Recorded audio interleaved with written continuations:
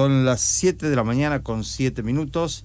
Bueno, continúan las repercusiones o el coletazo de lo que es el escándalo por la salida de Marcos Lavagna del INDEC.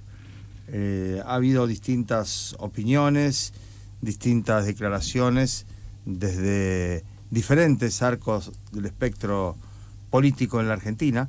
En todos los casos, la decisión que tomó el gobierno parece estar guiada, por lo menos en la opinión, decíamos, de todos quienes han cuestionado esto, por la falta de respuestas de Lavagna al criterio utilitario del empleo del INDEC para aplicar a la inflación, ¿no?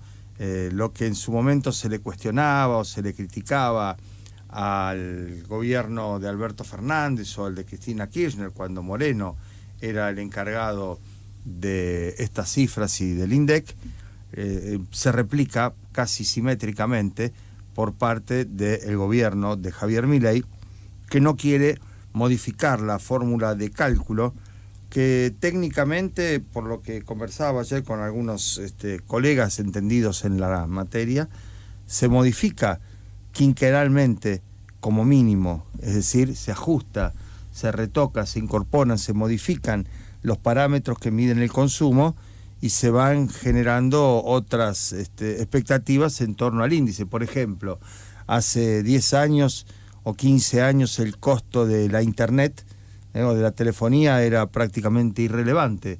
Ahora constituye, por supuesto, un elemento sustancial porque en muchos hogares hay, por supuesto, servicio de internet y el tema de la telefonía está extendido hasta los sectores sociales con menores recursos hasta, por supuesto, las clases más altas, ¿no? Bueno, esas ponderaciones no figuran en los índices que no se han actualizado y a Lavagna le dijeron el año pasado que este año se iba a hacer el cambio de esa fórmula cuando él ya pretendía que se hiciera después de haber aceptado quedarse en el gobierno de Javier Milei. Esto de mantenerse en los gobiernos sucesivos, aun cuando sea de signo ideológico contrario, puede llegar a ser muy europeo, escandinavo, socialdemócrata. En la Argentina no funciona. En la Argentina la sobreactuación de los que se quedan suele ser francamente penosa. Vean el caso de Scioli o Lino Barañao en su momento, y lo mismo hizo Lavagna, que se prestó durante este tiempo a hacer lo que desde el ministerio le decían. Cuando se plantó y dijo que no, le dijeron andate. Y se fue, ¿no? Y entonces Toto Caputo, que es el jefe de ese sector, dijo, señores, la inflación fue el 2,5%. ¿De dónde lo sacó? No importa. ¿Cuál es el sustento técnico de esa medición? Tampoco importa. ¿Cuándo se van a conocer los índices nuevos? Y hasta dentro de un mes más o menos, o 20 días, no hay caso. ¿Y cuál es la fórmula? La que se usaba antes. Claro, la inflación que anunció Caputo del 2,5%, que sigue siendo alta, que sigue empezando con 2, parece ser que empezaría con 3, si se usara la nueva metodología, ¿no? Y entonces eso ya termina por desvirtuar lo que el gobierno enarbola como bandera de éxito, con alguna alquimia que hace ahí, con algunos números que suma y resta, viaja al 17.000%, pero el carry trade, no tenemos inflación. Una cosa así es lo que dice Milei, o hemos derrotado a la inflación. La verdad que no, porque si uno, además de ver que los índices sumados sobrepasan largamente el 30%, esos índices, la vida real trae también aparejada situaciones verificables. Vaya a alguien, cualquiera, a renovar un contrato de alquiler esta semana o la semana que viene o dentro de un mes.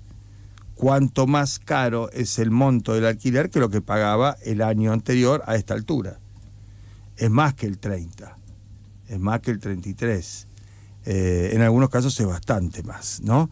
Y así, por supuesto, otras situaciones, sin contar los incrementos de tarifas, que ya en el 2024, y ese es lo que argumentaba Guillermo Moreno, al que lo apuntaban de haber manipulado el índice inflacionario durante los años que estuvo en la Secretaría de Comercio, dijo, ese sacudón sin la fórmula que se tiene que utilizar, es el que produjo un 18% de desfasaje en los salarios de los trabajadores, porque no estaba contemplado el tarifazo brutal que metió el gobierno de Milei a poco de asumir, y en su gestión ya no se medía, no se calculaba, no se ponderaba el tema de los servicios, de la luz, del gas, del combustible y todo eso, ¿no?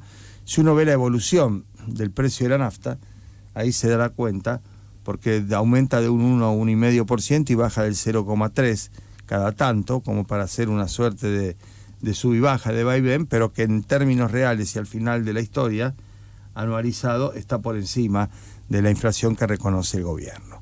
En este clima, en este contexto, marcha hacia la discusión el tratamiento de la reforma laboral. Y ahí es donde hay algunas situaciones complejas, porque aparece la cuestión dividida, no sé si a tercios iguales, simétricos o en partes del 33, pero más o menos. ¿Por qué? Porque están los legisladores de el gobierno, del oficialismo, de La Libertad Avanza, y por supuesto los que ya están parasitarios del PRO, pegaditos ahí como los musgos o los líquenes, al tronco liberal, libertario de la ultraderecha. Están los opositores, claros, definidos, con nombre, apellido, posicionamiento, que son más que nada los legisladores de Unión por la Patria y de algunos de los partidos de la izquierda que están representados en el Congreso, y están ahí en la navegación a dos aguas, como suelen hacerlo desde hace mucho tiempo y por eso no ganan elecciones, los radicales, algunos partidos provinciales, no sé bien los socialistas, los yarllolistas, porque además se está dando una situación que va modificándose hora tras hora, ¿no? Casi como el minuto a minuto y las mediciones del rating, porque Yarllola y Puyaro hacen la de Pentrelli, toco y me voy, porque a Puyaro le preguntan y dice algo una vez y después dice algo parecido y después no tan parecido a lo que había dicho. Yarllola también, y los dos que se iban a reunir con la CGT, con la cúpula de la CGT, el nuevo triunvirato, los dos han postergado o suspendido, sine die, sin fecha, la convocatoria que hacía la CGT. Le dijeron que sí, después le dijeron que no. Y ahora que no saben. Bueno, veremos cómo se comportan los legisladores que responden a los gobernadores. En el caso de Córdoba eso es más nítido.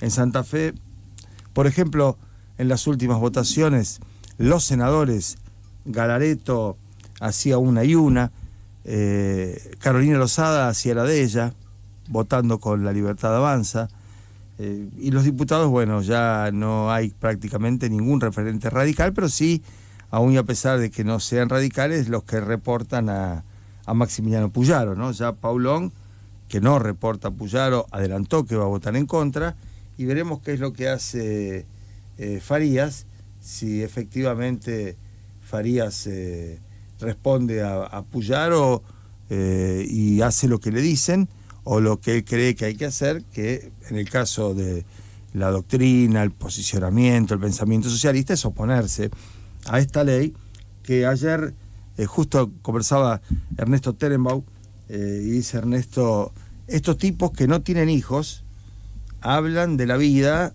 con los hijos como si supieran de lo que se trata, estar en familia, con hijos. Dice, Milei no tiene hijos, Karina no tiene hijos, Petovelo no tiene hijos, Adorni dice, no sé si tiene hijos, Martín Menem no tiene hijos, es decir, todos hablan, Santiago Caputo no tiene hijos, todos hablan del tema de la reforma laboral, de las vacaciones, entonces y no saben lo que es una vacaciones con hijos, ¿no? Que es por ahí el momento en el que uno espera para volver a estar con su familia un tiempo más prolongado que esa intermitencia del almuerzo o de la cena, o el ir y venir, o llevar y traer. Hay muchos que no saben siquiera qué es la vacación, ¿no?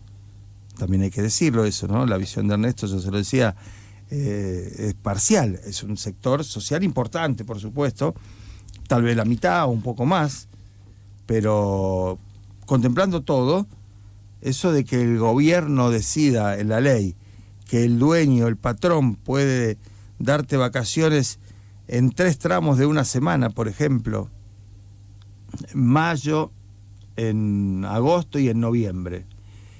Y la ley dice que tiene la obligación de que al menos una vez al trienio, es decir, una vez cada 3 años, te toque en verano.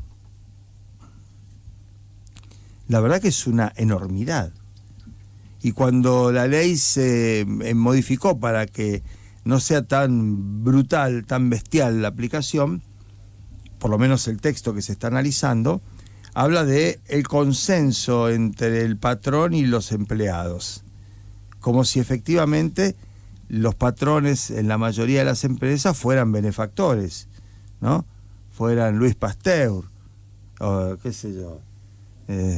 Ahora, hay por supuesto gremios que tienen paritaria, fenómeno. Entonces ahí la negociación de la paritaria puede incluir el tema de vacaciones, sí, pero si hay negociación por empresa, tiene prelación en el orden de determinación la negociación por empresa. Y si hay negociación individual, tiene prioridad la negociación individual. O sea, depende cómo le caiga uno a su patrón, por ahí el patrón se congracia y le dice, bueno, tómate una semana en enero y la otra en octubre. Y por ahí si le tiene montado y no lo quiere, le dice, tómate octubre, tómate abril, así, una semanita y nada más. La verdad que yo no sé qué piensan, dónde viven, con quién viven, si tienen hermanos, amigos, mamá, sobrinos, los legisladores, porque el gobierno, como dijimos antes, tiene esa actitud unidireccional, individualista absoluta. Insisto, ni Karina, ni Javier, ni Villarruel, ninguno tiene hijos.